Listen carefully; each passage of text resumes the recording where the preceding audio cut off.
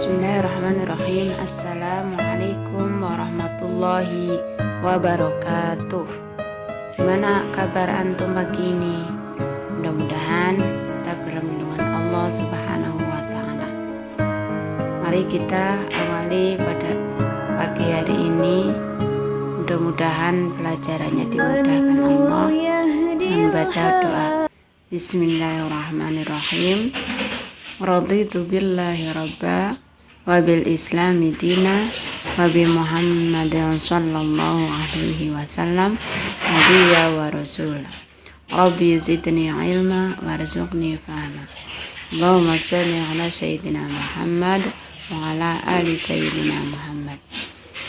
Kita masuk pada bab awal di semester 1, yaitu teks fantasi. Apa itu teks cerita fantasi? Tuh, antum pernah melihat ya? Pernah nonton Harry Potter, terus si kancil, lutung kasarung, dan sebagainya. Fantasi itu apa kira-kira menurut pemahaman antum? Nah, fantasi itu cerita fiksi yang bergenre fantasi atau dunia imajinasi yang diciptakan penulis, tidak pernah terjadi pada dunia nyata ya. Itu yang namanya fantasi atau imajinasi. Terus ciri-cirinya apa saja? Teks cerita fantasi itu yang pertama, ada keajaiban, keanehan, atau kemisteriusan dalam cerita itu ya. Tiba-tiba kotak itu berubah jadi emas misalnya. Nah, itu kan nggak nyata ya, itu jadi cerita fantasi aja, imajinasi untuk menarik para pendengar atau para penonton, itu aja ya, untuk memperindah cerita saja. Terus yang selanjutnya apa lagi? Ada keanehan misalnya. Apa tuh keanehan misalnya? Oh, ternyata ada bunyi di dalam ruangan itu tetapi tidak ada wujudnya. Nah, itu namanya keanehan ya, atau misteriusan. Yang kedua, ide ceritanya sederhana. Tadi udah ceritakan ya, ada lutung kasarung, ada Harry Potter, terus apa lagi? Cerita si kancil dan seterusnya, legenda ya, sama dengan legenda itu. Terus apalagi kira-kira ciri yang ketiganya, yaitu menggunakan berbagai latar, lintas waktu dan ruang. Lintas waktu itu nanti misalnya pada pagi hari atau di siang hari, di sepertiga malam. Nina terbangun mendengar suara kikikan misalnya. Wah, menakutkan ya. Itu ada lintas waktu. Dan lintas ruang. Misalnya dalam gua itu terdapat beberapa makhluk. Apa itu?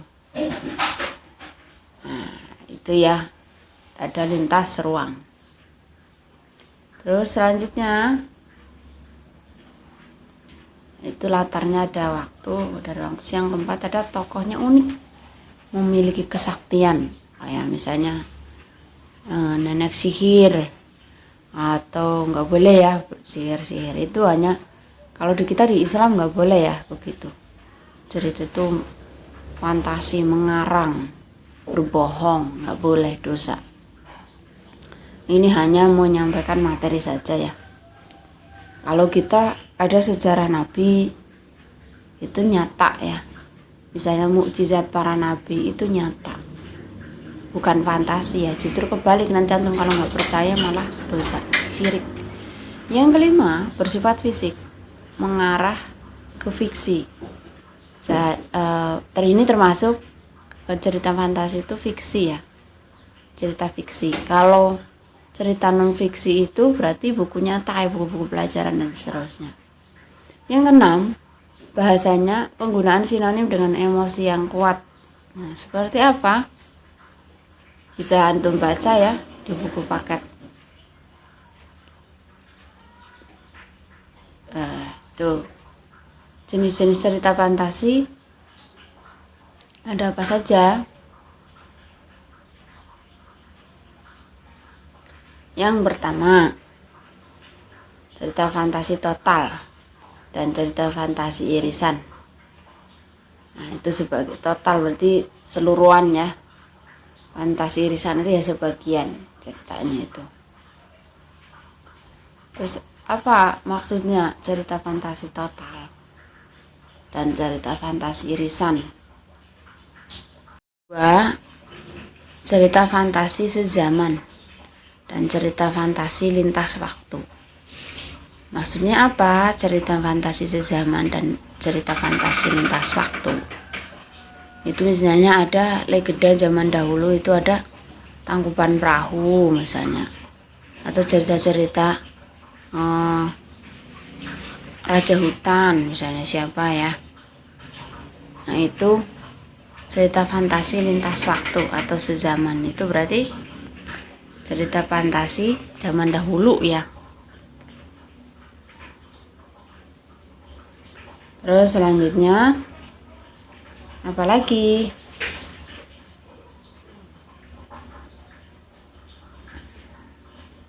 Strukturnya sekarang. Struktur teks cerita fantasi. Yang pertama ada orientasi. Orientasi merupakan pembukaan teks yang berisi pengenalan tokoh. Ingat, orientasi itu pengenalan tokoh, latar, watak, dan konflik. Contohnya, minggu pagi yang cerah, Ardi, Handi, dan Dani berada di Candi Trowulan. Di mana tuh? Di Mojokerto ya, Jawa Timur. Terus ada komplikasi. Komplikasi merupakan bagian yang berisi masalah atau konflik yang berisi hubungan sebab akibat, sehingga muncul masalah hingga masalah itu memuncak. Itu komplikasi. Contohnya, di mana kita? Ardi bertanya sambil menatap tembok sekelilingnya. Itu komplikasi sebab akibat ya. Resolusi atau penyelesaian merupakan bagian penutup yang berisi penyelesaian masalah dari konflik yang terjadi. Contohnya, mereka bertiga bertekad menyelesaikan tugasnya tepat waktu. Terus struktur teks cerita fantasi ada 3. Diingat-ingat ya, jangan sampai lupa. Mungkin itu saja. Jika tidak dipahami, nanti boleh mengajukan pertanyaan ke ibu ya. Sekarang unsur kebahasaannya ada apa saja kira-kira? Yang pertama, kata ganti. Kata ganti adalah jenis kata yang menggantikan nomina atau kata benda. Penggunaan kata ganti dalam cerita fantasi adalah kata ganti orang pertama, contohnya aku, saya, dan kata ganti orang ketiga, mereka atau orang. Contoh, mereka segera ke istana. Itu cerita fantasi punya ciri, yaitu menggunakan kata ganti ya. Aku, saya, atau si kancil, atau timun emas, atau apa gitu ya. Terus apalagi selain kata ganti ya? Selanjutnya penggunaan latar. Penggunaan latar dalam teks cerita fantasi dibagi menjadi 3, yaitu latar tempat, latar waktu, dan suasana. Contohnya, saat tengah malam berarti ini apa nih? Latar waktu. Ratu menangis di kamarnya. Di kamarnya berarti latar tempat. Suasananya apa kalau malam?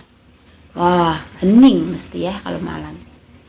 Beda dengan kalau siang hari, maka keramaian. Itu unsur kebahasaannya.